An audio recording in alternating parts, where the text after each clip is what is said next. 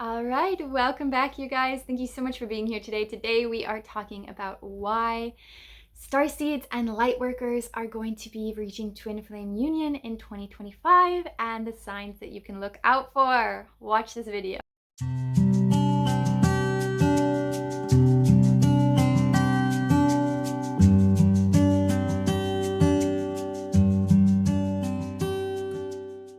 All right, guys, welcome back. Thank you so much for being here today. If you don't already know, I'm Serena. I am one half of Life After Union, two twin flames in union. We make these weekly videos to help you on your twin flame journey, your path to ascension, and your conscious relationships. So today we are talking about a super exciting topic. And I can almost feel like the energy of like just, the vibration that twin flames, I think, in union that we give off. Like, I almost feel like it's such an attracting force that like all these starseeds and light workers are really like also bringing in that same frequency in 2025. So this is really exciting. And intuitively, last year, I remember saying like 2025 is going to be a big year for twin flames, a big year for twin flame union. And it just so happens that we are here in 2025 and it already is a giant year for twin flames and twin flame union.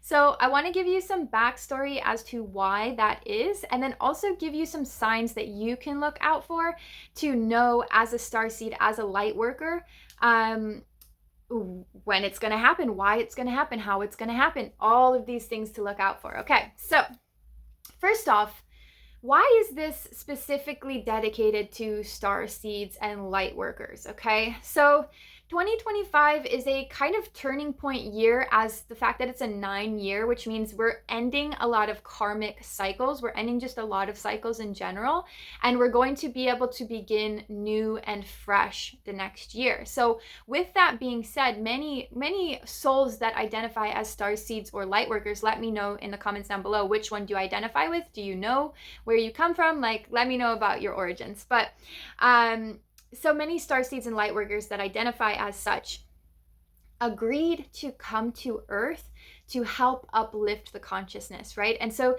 many of us, of course, as numerology states, follow these 9 and 10-year cycles. So with this cycle of closing out karma, it's finally giving the opportunity for starseeds and lightworkers to actually access this level. So as someone myself who, I would say was very spirit-led and spirit-dictated to start doing this as work. If you guys have watched my older videos, you probably know, like, I didn't really want to make videos about twin flames. Like, just like you guys don't really want to admit that you are a twin flame.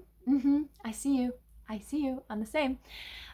Just that you didn't really want to admit that you're a twin flame, and it seems crazy and it seems out there, and it seems like if you told anybody about this, like, you would be considered crazy and ostracized, and that this is like major witch wound coming up for all of us twin flames. And what I do want to say quickly before we dive into that is, if you are looking for a community of people to help you through this process, to literally shed lifetimes of weight, of wounds, of beliefs, of limitation, and also to implement your 5D wisdom into 3D reality, because so many twin flames get stuck here. They're like spiritually bypassing all the time. I won't get too much into it, but so many twin flames get stuck thinking like this is not how a spiritual person should act or should behave, not realizing that they need to live in their highest truth, their highest alignment, and stop overvaluing their twin flame, right? And reclaim their path. So if this sounds like something you're interested in, you want to do this work with other aligned twin flames, you can sign up for Twin Flame Path to Awakening 2025 and join us in the quest to union. Super exciting. Yeah, if you need more information, links are down below. It's all there for you.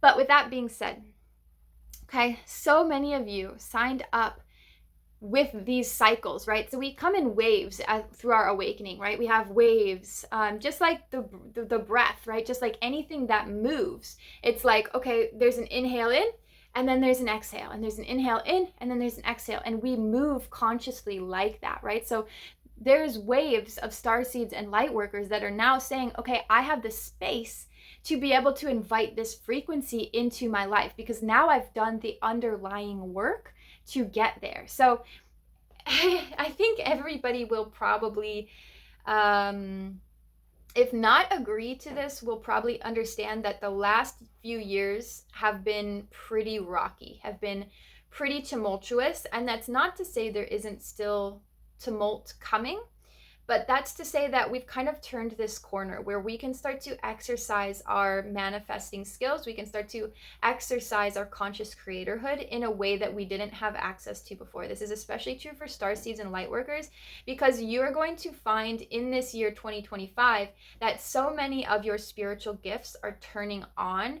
And if they were on before, they're likely either leveling up, or you get like a whole new set of them. Like just something could be out of left field, or it just like magnifies tenfold. And that's because you are deciding as a soul cluster, a wave, right? As this wave, that you are finally ready to step into your purpose. You've shed enough karma, you've shed enough limiting beliefs, generational traumas, all of these things. You've shed enough of that you can actually move forward with enough space in your conscious creatorhood to create something completely new, right? If we haven't shed our old programs, then we end up just recreating old programs over and over and over again. And that is karma. Karma is just a cycle that keeps perpetuating itself.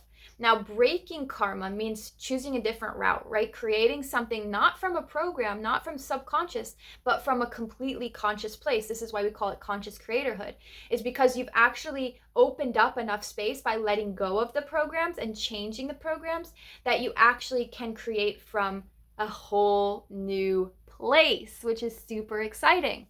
So that is the reason why so many Starseeds and Lightworkers in 2025 are going to be coming into Twin Flame Union. And it's just purely a timing thing. It's like we're all ready now. We're like, we're grown up. We're grown up. We're ready.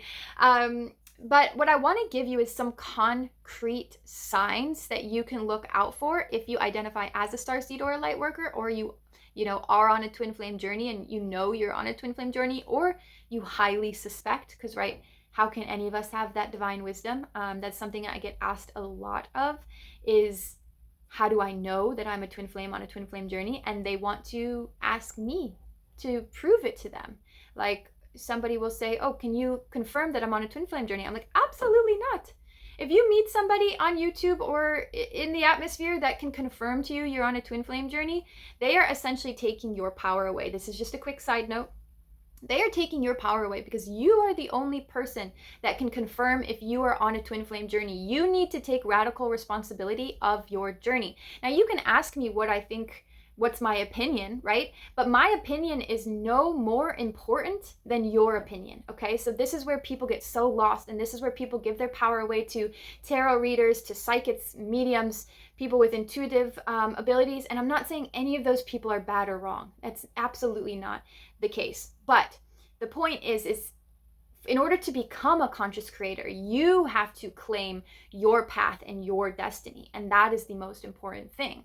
So that being said, one of the signs that you may see if you are going to begin this exciting journey back to Twin Flame Union this year in 2025 is a little bit more contact, okay? So if you've been in no contact with your twin, if you have only had periodic conversations, obviously, practically, as you guys know, and you're not gonna like this answer because you love when I give woo-woo answers, you love when I say very spiritual things, but this is where you start to ground in your spiritual wisdom and come back to reality. You chose to be a human, you chose to live on this earth for a reason, and that reason is because you're bringing your spiritual wisdom into this physical body.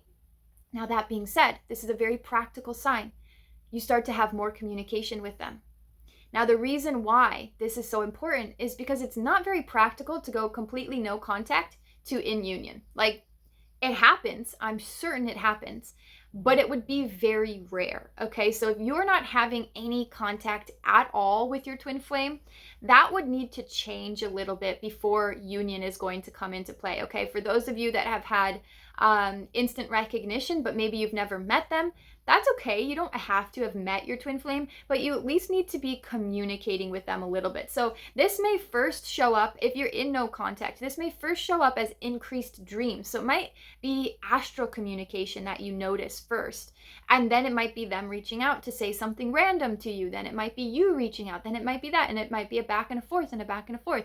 And it's going to be different for each twin flame pairing. But without really any communication with your twin flame, it's not likely you're going to see union anytime soon, right? Because there's things that need to be worked through on a very practical level in order for that to happen, okay?